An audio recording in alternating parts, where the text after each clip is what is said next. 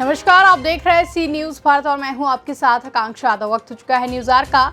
रुक करेंगे इस वक्त की बड़ी खबर की तरफ, जहां 69,000 शिक्षक भर्ती में आरक्षण की मांग को लेकर अभ्यर्थियों का लखनऊ के निशादगंज स्थित SCERT भवन पर लगभग एक माह से प्रदर्शन जारी है। अभ्यर्थी 69,000 भर्ती में आरक्षण की मांग को लेकर प्रदर्शन कर रहे हैं, जहां प्रदर्शन कर रहे अभ्यर्थियों का आरोप है कि 69,000 शिक्षक भर्ती में आरक्षण घोटाला हुआ है, जिसको पहले राष्ट्रीय पिछड़ा वर्ग आयोग ने माना था।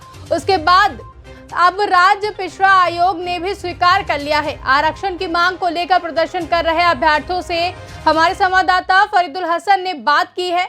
इन प्रदर्शनकारियों का क्या कुछ कहना है, आइए सुनिए आप भी। अक्सर चुनाव के समय पर आरक्षण एक अहम मुद्दा बनता है।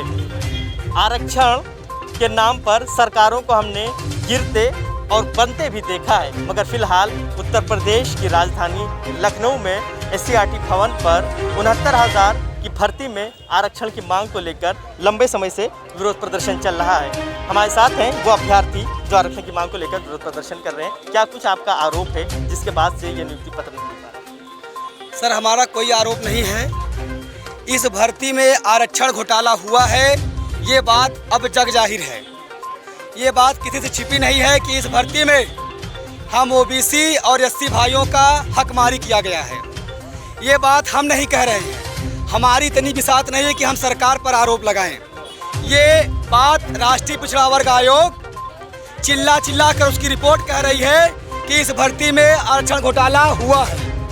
और एक बात आपको बता दूं, ये राष्ट्रीय पिछड़ा वर्ग आयोग BJP द्वारा स्थापित आयोग है, एक संवैधानिक दर्जा प्राप्त आयोग है, न्यायिक दर्जा प्राप्त आयोग है। इस आयोग ने ये अधिकार, ये जानकारी हमें प्रदान की है कि इस भर्ती में OBCयों के और SCयों के साथ बहुत बड़ा घोटाला किया गया है। इसमें साफ साफ आंकड़ा दिखाया गया है कि इस भर्ती में OBC को 3.86% और SC भाइयों को 16.6% आरक्षण दिया गया है। ये बात हमारा नहीं है, ये बात आयोग में बाकायदा स्पष्ट दर्ज की गई है। जब हमारी पिछली मुलाकात 5 जुलाई को माननीय शिक्षा मंत्री जी से हुई थी, तो उन्होंने कहा था कि हम 4 दिन के भीतर अपनी रिपोर्ट आयोग में लगा देंगे।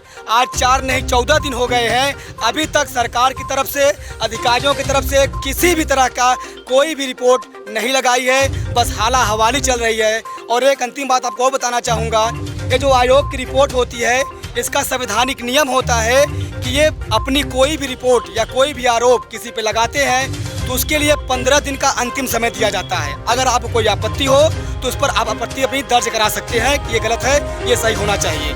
चूँकि अब ये मामला लगभग 2 से ढाई महीने का हो गया है। ये जो रिपोर्ट आई थी 29 अप्रैल को आई थी, अब ये हमारा अधिकार हो गया है। इस भर्ती में आरक्षण घोटाला हुआ है, इस बात को सरकार को मानना पड़ेगा।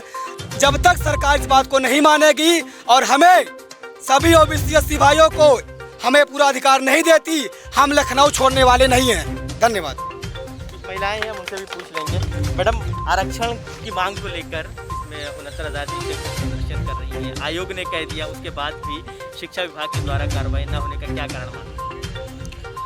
अब मेरे तो ये नहीं समझ में आ रहा है कि सरकार या अधिकारी लोग इस चीज़ को क्यों गंभीरता से नहीं ले रहे हैं, क्योंकि इतने दिन हो गए हमारे साथी जो हैं यहाँ पर लगातार धरना दे रहे हैं अपनी मांग को लेकर कि हमारी सुनवाई की जाए। जब आयोग कह रहा है, आपका बनाया हुआ आयोग है, ये हम लोगों ने नहीं बनाया है, ना कोई आम व्यक्ति बनाता है। जब आयोग ये रिपोर्ट दे रहा है और आयोग कह रहा है, तो आप उस चीज़ को गंभीरता से क्यों नहीं ले रहे हो? हम लोगों के जो हक है, हमारा हक है, ऐसा नहीं है कि हम आपसे भीख मांग रहे हैं, जो हमारा हक है आप उसे क्यों नहीं दे रहे हैं? हम महिलाएं हैं, जो मैरिड हैं, अनमैरिड हैं, कितनी मुसीबत उठा के यहाँ तक पहुँचे हैं, हमने पढ़ाई की है और यहाँ तक आए हैं, उसके बाद भी कोई मतलब नहीं है हमारी शिक्षा का, हमारी मेहनत का। आज हम छोटे छोटे बच्चों को छोड़कर यहाँ पे पढ़े हुए हैं, क्या मतलब है? लोग यहाँ 20-25 दिन से पढ़े हैं, क्या आज तक तो मुझे तो नहीं लगता कोई सुनवाई हुई है, किसी ने कुछ किया हो, कुछ भी तो नहीं हुआ। तस्वीर में दिखाऊंगा, एक माँ है जो अपने बच्चे को लेकर कई दिनों से प्रदर्शन कर रही है। मैं नहीं जानता कि इस बच्चे के दिमाग पे सरकार को लेकर, अधिकारियों को लेकर क्या संदेश जाएगा और क्या सरकार की छवि बनेगी, मगर ये मुझे ज़रूर लगता है कि एक अच्छी छवि तो नहीं बनेगी जिस तरीके से वो अपनी माँ को परेशान देख रहा है। पूछते हैं माँ से क्या कुछ कहना है। मैम, कहाँ से आई हैं, कब से प्रदर्शन कर रही हैं? मैं फिरोजाबाद से आई हूँ, मेरा नाम स्वीटी है और मैं अपने छोटे बेटे को लेके आई हूँ, ये मेरा बेटा है। और बस मैं यही मांग करना चाहती हूँ कि कि जो घोटाला हुआ है उसको स्पष्टीकरण किया जाए, ठीक है। और ये है कि जो हमारी मांग है वो पूरी हो जाए। और इसमें ये सभी को पता है कि घोटाला हुआ है, क्योंकि पहले तो जो आप 3 नंबर कॉमन देने का है, हम 3 नंबर मतलब सही किए हैं, उसके बाद हम नौकरी से बैठे हुए हैं। जिन्होंने गलत किया था वो नौकरी लिए बैठे हुए हैं, तो ये कहाँ का इंसाफ है। तो उससे भी हम लोगों का मतलब ये मनोबल गिराना ही तो है। और हम ये सही बात है, एक स्त्री किस तरह से अपनी मतलब एजुकेशन को पूरा करती है, ये शायद जो एक स्त्री होती है वही समझ सकती है। बहुत सारी समस्याओं का सामना करना पड़ता है, तब यहाँ आके हम बैठे हुए हैं, उसके बावजूद भी हमें नौकरी नहीं मिली, इससे हम लोग भी बहुत हताशा हैं।